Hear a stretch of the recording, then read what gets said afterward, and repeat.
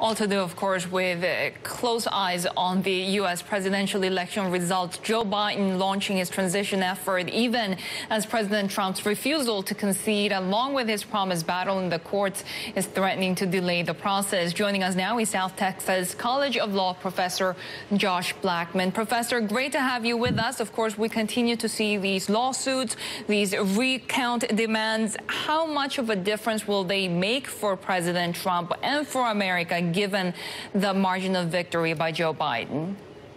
Thanks for having me. At this point, the margin of victory is so large that the litigation really won't make a difference.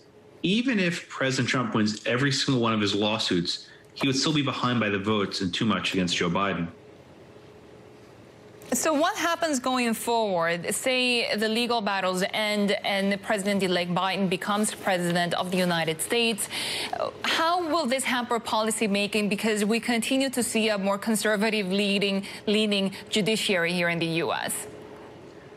Before you get to the judiciary, let's talk about Congress. At this point, at best case scenario, the Senate will be divided 50-50. It's also possible Republicans have a 52-48 majority. So I think Biden's problems of governing go far beyond the courts. He first has to be able to pass legislation. But still, the courts will be more conservative, and they may be more hostile to his agenda. I think that's absolutely going to be true. To Sherry's point, the transformation of America's courts, for better for worse, certainly for more conservative, has already taken place, and that's not something that a Biden administration or even the Democrats gaining some element of control back in the Senate can really control. So what does that potentially mean for hindering Democratic policymaking over the next 4 years?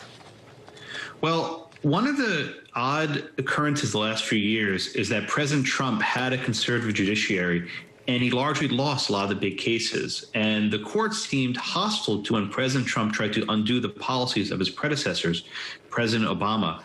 I think we may see something similar, where President Biden is halted for trying to undo the Trump policies. The courts have this strange preference to keep things the way they were.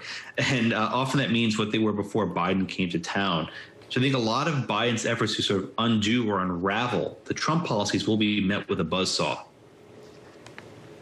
So we know that during the interregnum presidents, U.S. presidents, during this kind of roughly 2.5 months of the lame duck period, tend to put through a number of presidential pardons. There's been a lot of talk, some serious, some I guess more speculative, about what President Trump could do in terms of preemptively pardoning himself, his associates, members of his family. How constitutionally acceptable would these moves be?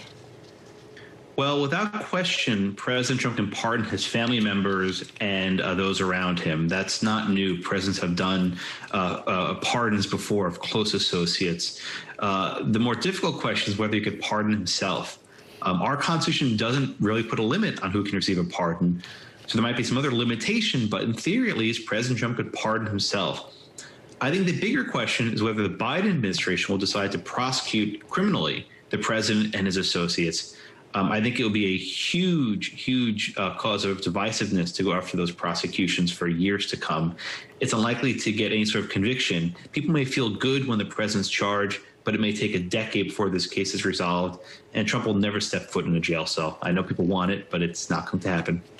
Give us some background on all of those investigations going into the president's business dealings as well. Oh, they're more than I can count. There are investigations not only from the federal government, but the state government. The New York government is looking at his tax returns. They're looking at some of his efforts to pay off porn stars to keep them secret, keep them quiet. There's efforts of obstruction of justice. There's efforts to direct foreign government business to his own private enterprises. There's more allegations than I can possibly count, which is why I'm trying to say that perhaps the best thing for the country is to recognize that this was not the best behavior, but not spend years litigating this. Keep in mind, 71 million people voted for the guy. To see them vote for him and now have a prosecution, I think would be sort of the opposite of what Joe Biden said he wants to do, which is unify. And I think that's a very important decision he has to make very early on. South Texas College of Law professor Josh Blackman, thank you so much for joining us today and for giving us your perspective.